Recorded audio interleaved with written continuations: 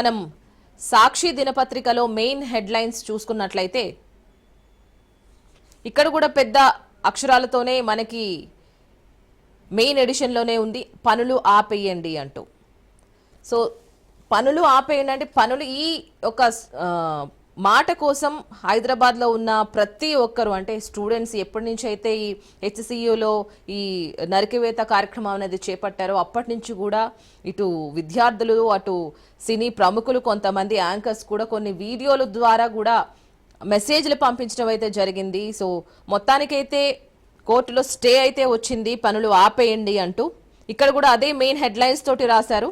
సాక్షి పేపర్లు కూడా చూసుకున్నట్లయితే కంచగచ్చబౌలి భూముల వ్యవహారంపై సుప్రీంకోర్టు స్టే విధించింది, కేసును సుమోటోగా తీసుకున్న ధర్మాసనం. 100 ఎకరాల్లో చెట్లను కొట్టేస్తారా అంటూ కూడా ప్రశ్నించింది. మరి అంత అత్యవసరం ఏమొచ్చింది, కేంద్ర పర్యావరణ శాఖ అనుమతి తీసుకున్నారా అని కూడా ప్రశ్న చేస్తుంది.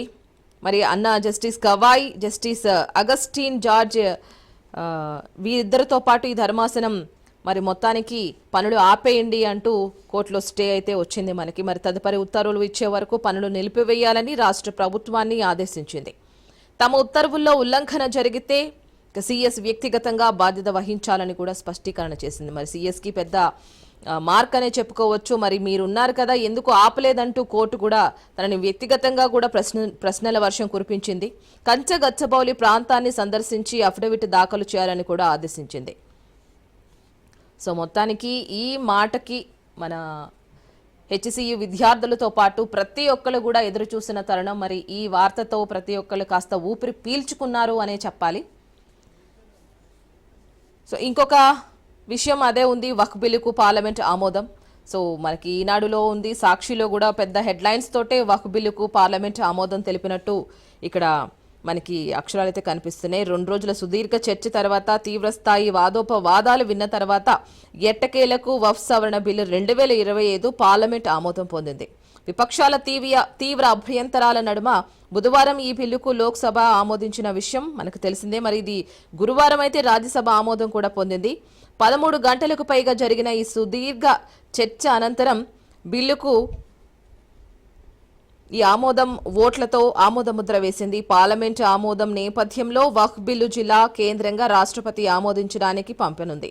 ఇక రాష్ట్రపతి సంతకం అనంతరం చట్టపరంగా రూపొందించాలని కూడా అనుమతులు జారీ చేశారు. ఇక రాజ్యసభలోనూ గట్టెక్కిన ఉమ్మీదనే చెప్పాలి. మూజువాడి ఓటుతో ఆమోదించిన సభ బిల్లు రాజ్యాంగ విరుద్ధమని విపక్షాలు కూడా కొంతమంది కొట్టిపారేస్తున్నారు. ముస్లింల హక్కులను ఎవరూ లాక్కోరని కూడా అంటున్నారు. విపక్షాలని కుట్రపూరిత ఆరోపణలు చేస్తున్నారు రిజిజు. మరి యథేచ్ఛగా వక్ఫ్ భూములు దుర్వినియోగం కావచ్చునని కూడా కొంతమంది అభియోగం మోపుతున్నారు. ఇక దానికి అడ్డుకట్ట వేసేందుకే బిల్ అంటూ నడ్డా కూడా హర్షం వ్యక్తం చేస్తున్నారు. ఇంకొక న్యూస్ చూసుకున్నట్లయితే ముంచెత్తిన వాన అని కూడా మనకి క్లియర్గా కనిపిస్తుంది. సో గ్రేటర్ హైదరాబాద్ పరిధిలో కుండపోత వర్షాలు అయితే కురుస్తున్నటువంటి తరుణంలో మరి చెరువులను తలపించిన రోడ్లను కూడా మనం చూస్తున్నాం. భారీ వర్షానికి పెచ్చురూడిన చార్మినార్. సో ఇదివరకు కూడా చార్మినార్ దగ్గర నుంచి పెచ్చురూడినా కూడా అక్కడున్న పోలీసులు అయితే మరమ్మతులు అయితే జరిపించారు. మళ్ళీ కూడా భారీ వర్షానికి పెచ్చులు పడడం అయితే జరిగింది. రాష్ట్ర వ్యాప్తంగా మోస్తారు నుంచి భారీ వర్షాలు కురిసే అవకాశం కూడా ఉంది. అలాగే ఈ రోజు కూడా మనం చూసుకున్నట్లయితే ఉరుములతో కొద్దిపాటి భారీ వర్షాలే కురుస్తాయని కూడా హెచ్చరికలు జారీ చేసింది.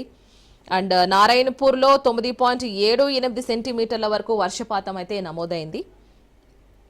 పాలమూరు జిల్లాలో పిడుగుపాట్లతో 4 అయితే బలిగొన్నారు.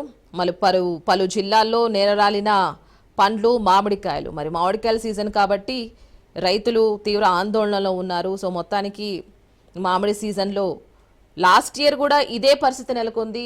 అటు ఇటు కానీ టైంలో ఇట్లాంటి వర్షాలు రావడం మొత్తానికి రైతులకి కంటి మీద కునుకు లేకుండా చేసింది. మరి మొత్తానికి అప్రమత్తంగా ఉండాలని కూడా కాంగ్రెస్ ప్రభుత్వం ముఖ్యంగా రేవంత్ రెడ్డి సూచనలు అయితే జారీ చేశారు. తెలంగాణలో భారీ వర్షాలతో ఇబ్బందులు తలెత్తకుండా చూడాలని అధికారులకు కూడా సీఎం రేవంత్ రెడ్డి ఆదేశాలు జారీ చేశారు. ఎప్పటికప్పుడు పరిస్థితిని సమీక్షించాలని కూడా సీఎస్ శాంతికుమారి గారికి సూచనలు చేశారు. మొత్తానికి ఈ రోజు కూడా కొనసాగనుంది.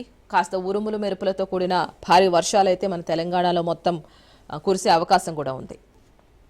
ఇంకొక మెయిన్ హెడ్లైన్స్ చూసుకున్నట్లయితే చెదురుతున్న అమెరికా కళ మనకి ఈనాడులో కూడా ఉంది. అదే మ్యాటర్ని మళ్ళీ సాక్షి దినపత్రికలో కూడా ప్రచురించడం జరిగింది. సో విద్యార్థి వీసాలకి 41% తిరస్కరణ 2014తో పోలిస్తే రెట్టింపు అనే చెప్పుకోవచ్చు. ఇప్పుడు భారత విద్యార్థుల వీసాలపై తిరస్కరణ 34% వరకు పెరగవచ్చునని కూడా మనకి ఇక్కడ రాసింది. వర్సిటీలో సీటు వచ్చినా అనుమతించని అధికారులు కారణాలు కూడా చెప్పకుండానే తిరస్కరణకి గురవుతున్నాయంట.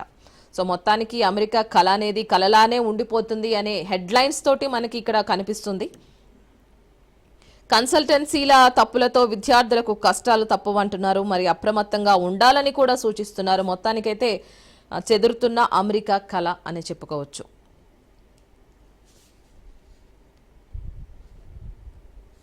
సో ఇంకొక ఇంటర్నేషనల్ న్యూస్ చూసుకున్నట్లయితే సాక్షి దినపత్రికలో సుంకాల సునామీ అని కూడా రాశారు ఇక్కడ. మరి ట్రంప్ టారిఫ్ల దెబ్బకు కుదేలైన స్టాక్ మార్కెట్లు, ఆసియా యూరోప్ మార్కెట్లన్నీ భారీ పతనం.